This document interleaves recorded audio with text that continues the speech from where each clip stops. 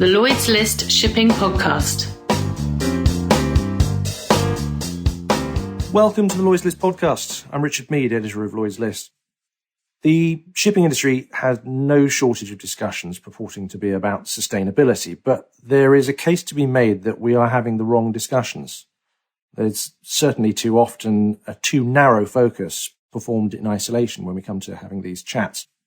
Selecting zero and low carbon fuels is not just about the narrow aspects that are to be regulated, nor are they just about what comes out of a ship's smokestack.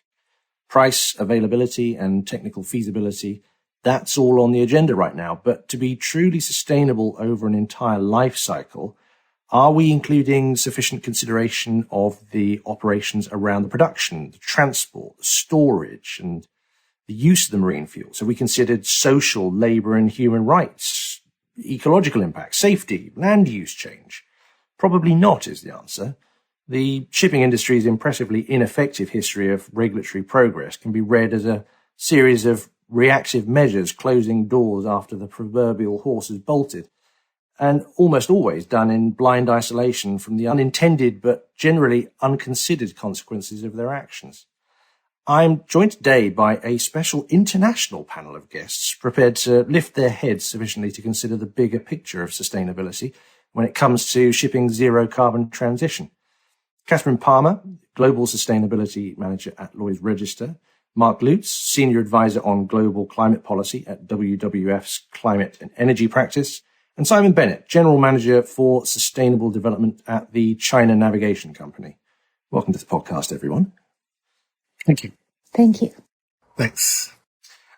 Catherine, I am going to start with you, if that's okay, because we're having this conversation partly as a result of a paper that was put out by the Sustainable Shipping Initiative, setting out these wider sustainability issues and principles for the industry to consider when looking at fuels. And we're certainly very familiar with the details of CO2 emissions and energy density discussions. But the point here is that we shouldn't really just be focusing on carbon, should we?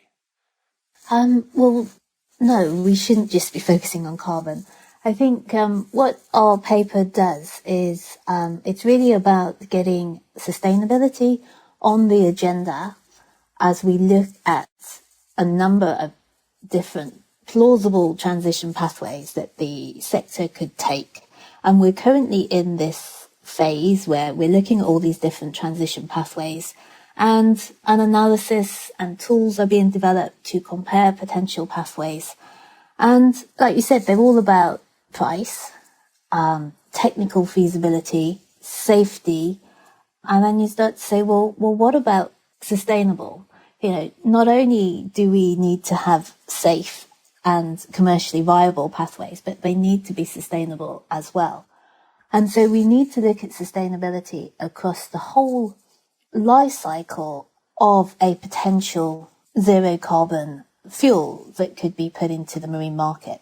And so that's everything from the primary resource or feedstock that is used, the production process, the distribution network and bunkering, and all of that happens before you get to the storage and propulsion on board the ship and ultimately used in combustion, what comes out the funnel.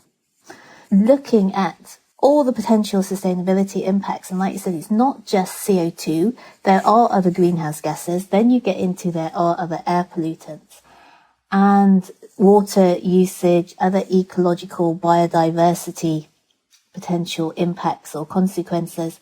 And then it's not just environment, like you said, it's also those social implications, whether it's about human rights, whether it's about modern slavery, whether it's also about labour and industrial economic opportunity that can come around. And then you've got governance as well.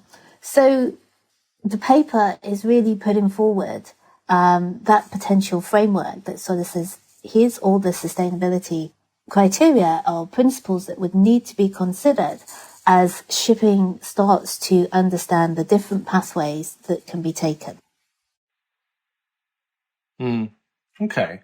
Mark, let's come to you next. I mean, this must be music to your ears. I mean, the industry has had a let's face it, a fairly myopic view of such things for years and years. And we now seem to be moving from a very narrow discussion around sulfur to the global implications of a zero energy transition over the next few decades in one fell swoop. Do you think we're having the right conversation? Are we having a holistic enough look at this, or are we in danger of going down the pathway of just, again, focusing on one aspect of it at the expense of the wider implications?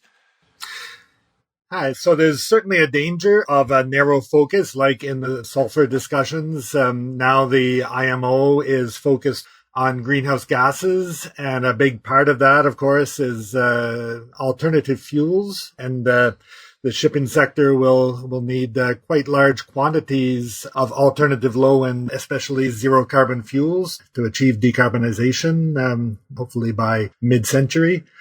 And there's a danger in the IMO. This discussion is just getting started in the IMO. There's even a question in the IMO of whether the life cycle greenhouse gas emissions will be taken into account. And that's, for us, of course, that's only a starting point. You have to look not just at life cycle greenhouse gas emissions, but the whole, as you and Catherine have already said, the whole range of potential impacts on nature, on biodiversity, on the water, air, and on land use, land title, social impacts, labor over the full life cycle, especially the production. And we're very happy to engage with the shipping sector through the Sustainable Shipping Initiative. The SSI is very interested in stepping back and taking a broader look at the full range of sustainability issues in the shipping sector, which we think is the right approach. Okay, and then finally, let's come to you, Simon. From an industry perspective, no doubt a lot of this is going to ring true from your position as somebody who's focused on this within a shipping company. But, I mean, let's be honest, the industry as a whole is only just getting to grips with the basics of what the implications of CO2 efficiency drive means. Some of the more advanced elements of our industry are understanding that is now going to require, fairly complex discussions around well to wake rather than just tank to wake. But, I mean, if we're going to start having to consider land use change and water conservation and social development causes with every single regulatory decision at the IMO, where does it stop? What does this mean in terms of the tangible investment decisions that shipping companies are looking at? And is it within the scope of shipping to be able to look at this stuff comprehensively? I think it's certainly within the scope of part of the industry. I think you talked about some elements. Maybe I'm only meeting the right people in the right places, but I see a lot of concerned shipping companies who are trying to do the right thing, who recognize that it's going to cost money, that we can't continue to externalize the negative costs. We have to start being responsible, paying for them. And it's not a very small cohort out at the front. I think it's much larger than that. There is a disparity across the industry. There are obviously, out of 60,000 deep sea ships, maybe 20,000, 10,000 owners. There is certainly a proportion who don't want to pay anything more than they're paying at the moment. But I wouldn't underestimate the size of the guys with the white hats who are trying to do the right thing and who recognize that we're going to have to pay for it. And it's not just carbon. It's, as you've mentioned, land use change, it's social issues, and that's going to have to come. It obviously helps us as a ship owner if there's a level playing field, and you're probably going to achieve a level playing field with regulation. And regulation seems to come in quite slowly in some areas and quite fast in the EU. But that's what's going to achieve it in the speed that it now needs to be achieved. I think the whole world has woken up to global warming as one of the issues, and I'm just glad that we are now beginning to move in that direction.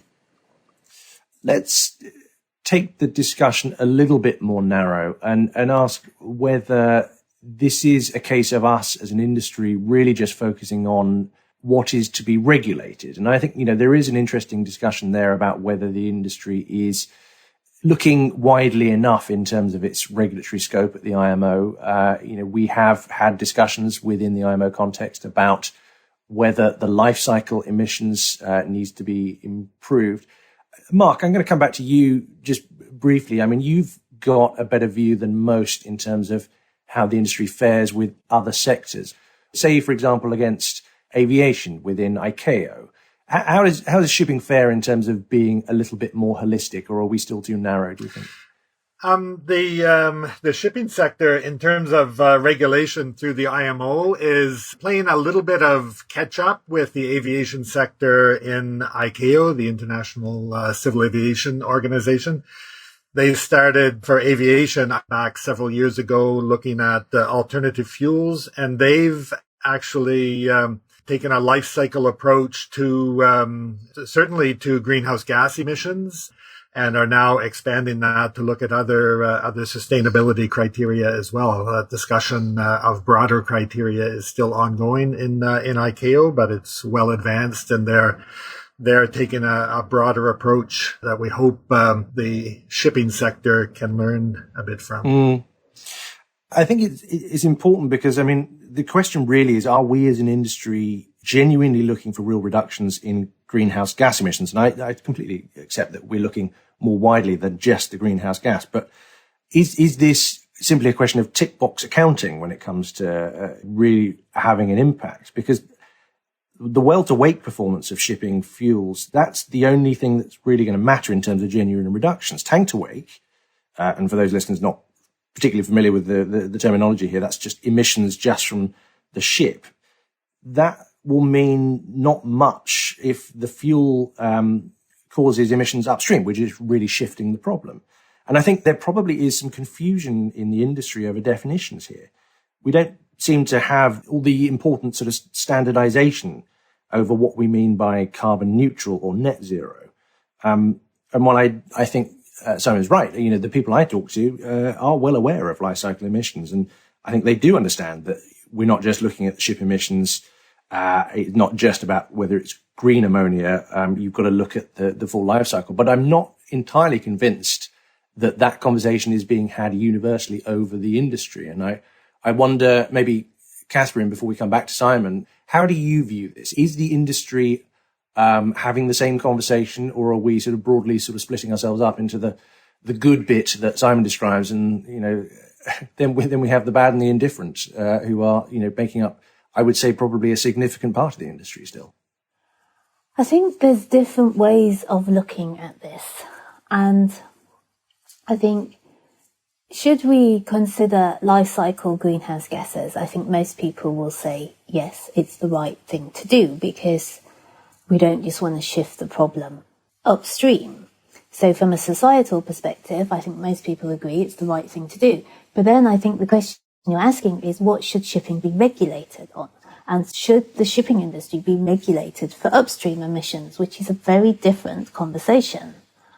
And so I think you'll find that most people say, you know, be careful what you wish for from a regulatory perspective, because we should really only be, so it comes down to carbon accounting and where do you put the boundaries. So the shipping industry should account for its emissions from a tank to wake perspective, because, you know, the emissions from the upstream piece, from well to tank, are being accounted for in NDCs, national defined contributions, under the Paris Agreement that countries have to put in.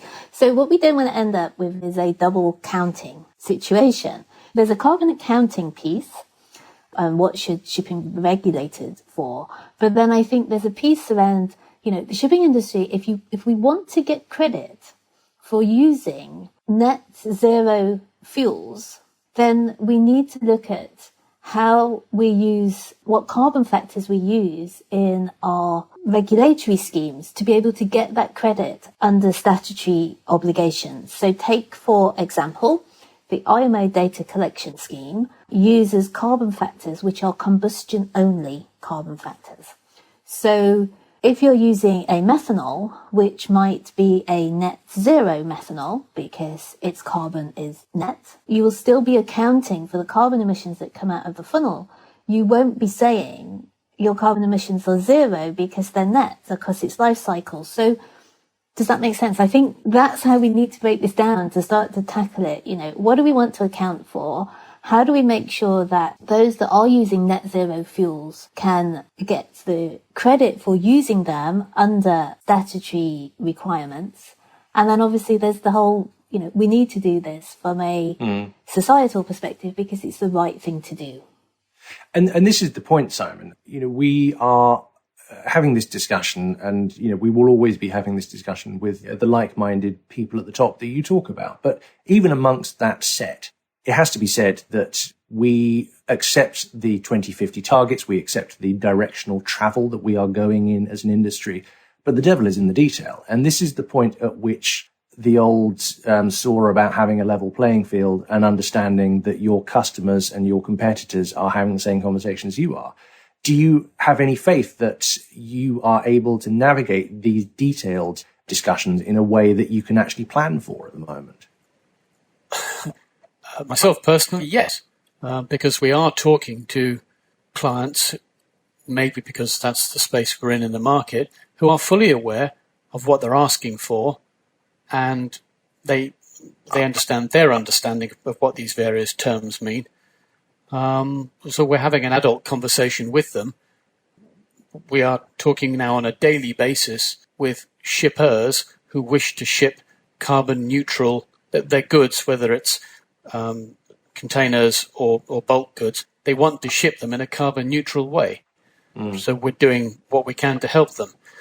I think, to my mind, there is a regime out there to chop up Scope 1, Scope 2, Scope 3 under the Greenhouse Gas Protocol. And I had a conversation this morning with a major mining company who are well aware of Scope 1, 2 and 3 and what belongs to them and what belongs to other people. What we need to be able to do is to provide education to the general public for whom shipping is actually over the horizon far away and they don't consider it very much at all. But we need to show there's no leakage, which is generally it's a sort of forestry term. There's no point in us stopping our 1 acre over here not being chopped down if all that happens is the loggers go and chop down the field next door. Yes. That is important, and we need to watch that very carefully and not just drive the problem somewhere else.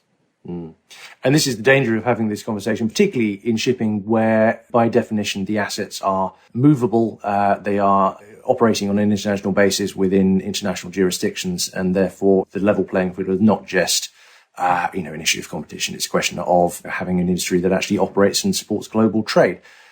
Mark, just for the listeners who perhaps are vaguely aware of what Scope 1, 2 and 3 are, just give us the basic explanation of what we're talking about when we're talking about Scope 1, 2 and 3, because I think it is particularly important to this discussion. So, Scope 1 is the emissions from a company's direct operations, the most obvious emissions from the assets directly owned by the company. Scope 2 are the energy, especially electricity inputs to that company. So, if a company buys electricity or energy that has emissions coming from outside of its operations, those can be taken into account through Scope 2, I mean. And Scope 3 is more what we've been talking about, about life cycle. It's the supply chain, the entire value chain of the goods or services that the company produced. Yeah, others may have a better be able to explain that better. That's not exactly my specialty, but no, I think obviously there are detailed implications for each of these and definitions that need to be investigated before making any decisions. But understanding the broad scope of what we're talking about is important, because I think as an industry we're very aware of Scope 1, but I suspect that probably a significant portion of those people listening are going to probably be less au fait with the issues around Scope 2 and 3. And I think that's part of the issue. Catherine, when you and I have spoken before, and you have mentioned that you've been trying to get this into conversation for some time now, but there is a certain reluctance from even people who are engaged, probably in more detail than most, to actually expand the scope. Do you think there is a sort of reluctance to have this conversation simply because it's deemed to be a little bit too difficult given everything else that we're doing as an industry? I'm not so sure now. I think the pace of change is moving rapidly. And I think when you start to see the number of commitments and targets that are coming out from private sector organizations, and I think when you look how, ESG requirements are driving those organizations now, there is so many large organizations that have made net zero by 2050 commitments. We've got the whole Science-Based Target Initiative, which is being led by WWF. So Mark can add more about that. And that is now the shipping methodology is being developed, and that will be coming out. And I think there's a lot more corporate responsibility around reporting of greenhouse gas emissions, but I think the differences between what it is we're doing as private sector leadership, what it is we're doing as to meet ESG requirements to get investment and things like that, versus what we will be regulated on. And I think that's why the conversation needs to be split into what do we want to be regulated and are we using regulation to remove the barriers or that the market hasn't been able to address itself. What do we want the regulation to do versus what are companies doing from their own corporate social responsibility and ESG requirements? I think they're very different. So the scope 1, 2 and 3, a lot of companies are already reporting. They've already made targets and commitments. A lot of organizations now joining. We've got the SSI, we're getting to Zero Coalition, and it's these coalitions and collaborative groups that are really showing leadership. It's just as long, as these leadership groups and these first movers, we just have to take everyone with us. We can't leave anyone behind on this because, it's about taking them with us. Mark and Simon, building on from what Catherine said there, is this a hearts and minds campaign as much as a regulatory one, do you think, Mark? I don't think we can count on the IMO to do everything for us, given the pace that they tend to work at. And there are advantages and disadvantages to this being a truly global sector that no particular country can take full responsibility for. So it's been very heartening for us to see the real effort that's taken place through initiatives like the Global Maritime Forum, the Getting to Zero Coalition, the SSI, in really taking responsibility for the sector's emissions and trying to move it forward. Clearly, there's some companies and sectors that are laggards and others that are leaders, but I think the sector has some sense of responsibility for its actions, and there are signs it's prepared to act on that. But isn't the whole point here is that it's not about these hearts and minds. It's a business need now. If you want to be able to do business with someone else, you've got to have, whether it's your customer demanding zero carbon shipping or whether it's your investor, investors have higher ESG requirements than we do in maritime that makes it very difficult for them to put investment into maritime.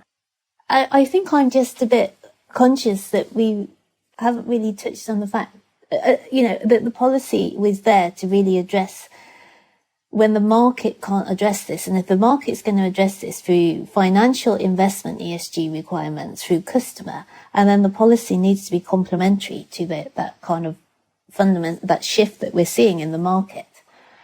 And I don't think we really picked that piece up around.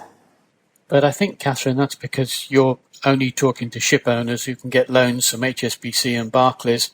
You're not talking to the people who are flagging their ships in Somalia, have never heard of insurance, and certainly don't buy food for their crews.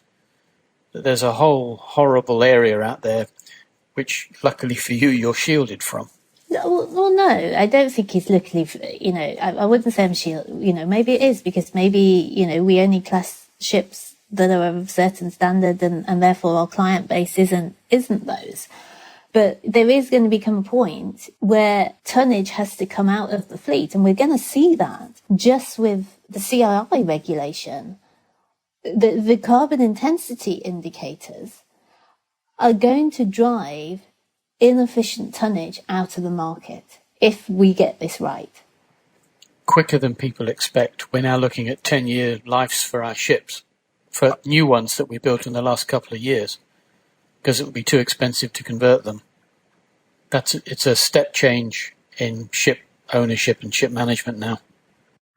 My colleagues tend to say that the regulations are so weak and so delayed that it actually, I would be surprised if any recently built ship wouldn't meet the regulations that are going to come in 10 years, from listening to my NGO colleagues. I think you're right from EEXI. EEXI is not, but I'm not sure, we're not sure of the level of stringency on the carbon intensity indicators yet. And I think that is going to be more the game changer than the EEXI. But that's only if we get it right from a policy perspective. And like you said, if we don't get it right and we end up with something that doesn't drive out old, inefficient tonnage, or even young, inefficient tonnage. And I think, maybe that's where I'm coming from, is if I link it back for SSI's vision is that sustainability equals success. And the whole point is around getting reward for doing the right thing from a sustainability perspective. And you need to be able to do that just to do business. And that sort of fits, I think, back with SSI's vision. Okay. Simon, I'm going to give the last word to you. I'm going to put you in charge of the global maritime trade sector for a week or two. What are you going to do to change things? What do you think needs to happen here? I hear your last question as to whether it's hearts and minds or regulation. I'm afraid I'm old and wrinkly and cynical, and I've been in the industry a long time. And I would love it to be a question of education and, hey team, let's all move forward in the right direction. I have never seen that happen. And I can't see a Damascene change happening in the next 2 weeks or 2 years or 20 years. So I take all of Catherine's points. I was nodding away there, which you can't see on a podcast. You have to be careful what is regulated and what outcome you're looking for. But I only see movement in the right direction in my industry, which I've been in for a long time now, when it's regulated. I think that's sad, but that's my personal view, I'm afraid. So you put me in charge of trade for however long that you said, and I would introduce global regulation. Well, I think it will be a better industry as a result, but I do hope your skepticism is proved wrong. I will remain an optimist and work towards a future for shipping where a more holistic approach to regulation moves in lockstep with the sustainable supply chain advances that we're now seeing from an industry that's, I think, moving us beyond a regulatory lowest common denominator. But I guess we will have to see which vision emerges over the coming years. But for now, Catherine, Mark, Simon, thank you for joining the Lloyd's List podcast.